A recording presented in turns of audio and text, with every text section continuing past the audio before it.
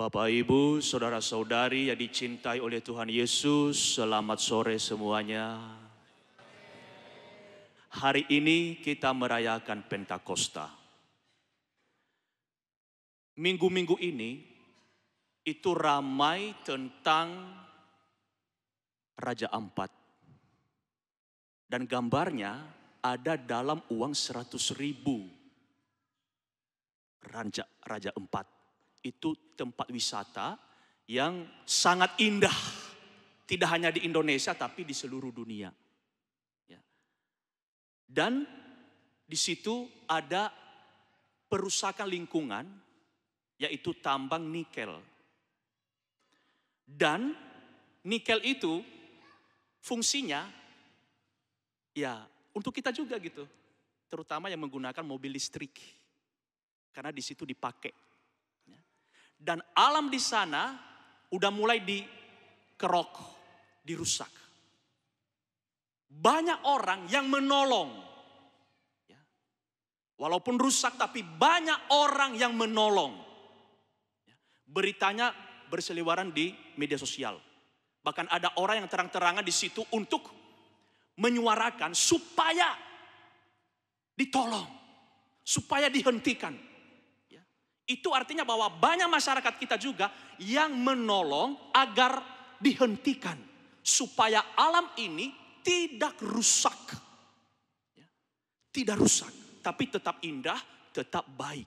Tapi yang boleh kita renungkan adalah banyak orang yang mau menolong. Mau membantu supaya disuarakan. Agar tidak diteruskan, agar dihentikan. Banyak penolong. Kita pun juga manusia sering menolong sesama kita. Membantu, menolong. Tapi ada juga orang yang tidak mau ditolong. Ada juga orang yang tidak mau menolong orang lain. Bisa bermacam-macam alasannya.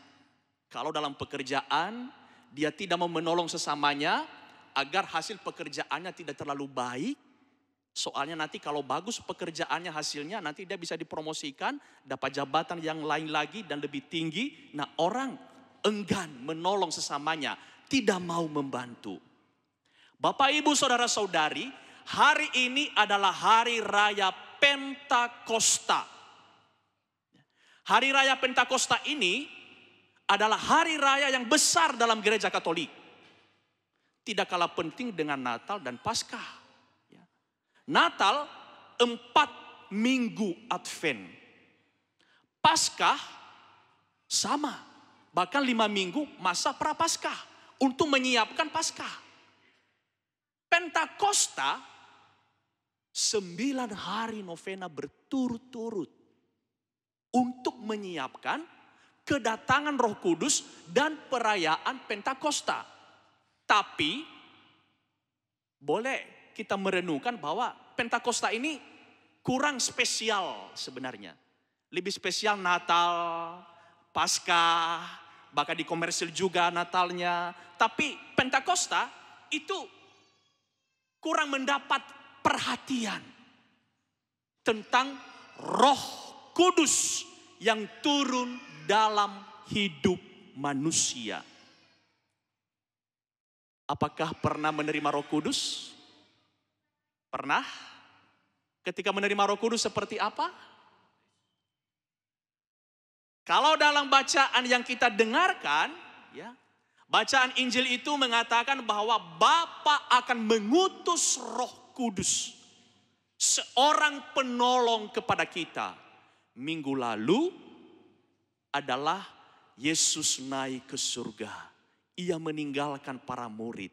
Hari ini dia mengatakan bahwa Aku akan meminta kepada Bapa supaya ia mengutus seorang penolong.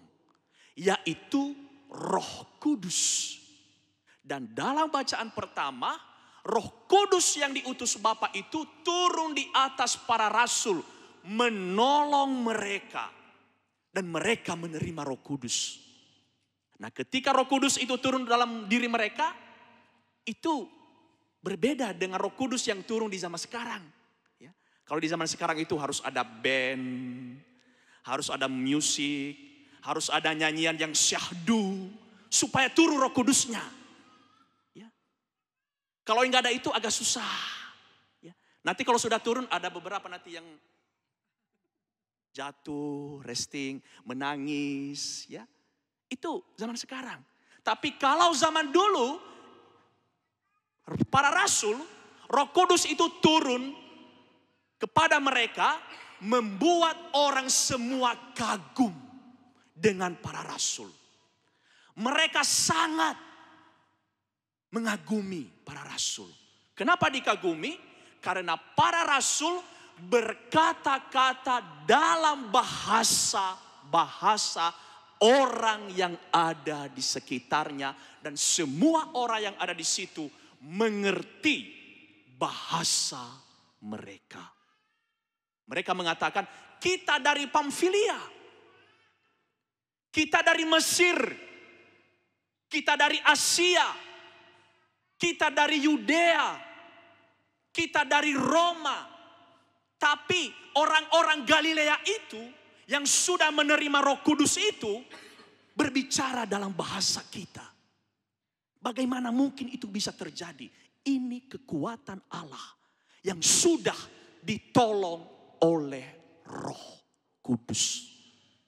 Bapak, Ibu, saudara-saudari yang dicintai oleh Tuhan Yesus, hari ini adalah kita menerima Roh Kudus menjadi penolong bagi kita, supaya kita bisa meneruskan, mewariskan gereja yang kudus. Ketika para rasul menerima Roh Kudus, mereka berkata-kata, mewartakan sabda Tuhan, dan saat itu gereja yang kudus lahir. Gereja Katolik. Melalui para rasul yang mewartakan setelah ditolong oleh Roh Kudus. Setelah mereka mendapatkan Roh Kudus, dicurahi Roh Kudus, maka mereka kuat dalam pelayanan. Kuat untuk mewartakan sabda Tuhan. Sampai kepada kita hari ini mengenal Yesus. Itu karena kekuatan Roh Kudus. Bapak, Ibu, saudara-saudari yang dicintai oleh Tuhan Yesus. Mari kita menjadi penolong bagi orang lain. Karena Roh Kudus yang akan menguatkan hidup kita. Kalau sudah menerima Roh Kudus, maka ia akan menjadi semangat dalam menolong sesama.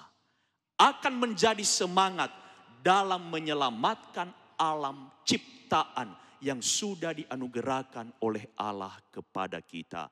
Selamat hari Pentakosta dan terimalah Roh Kudus yang dicurahkan oleh Allah dalam hidup kita. Tuhan menyertai kita.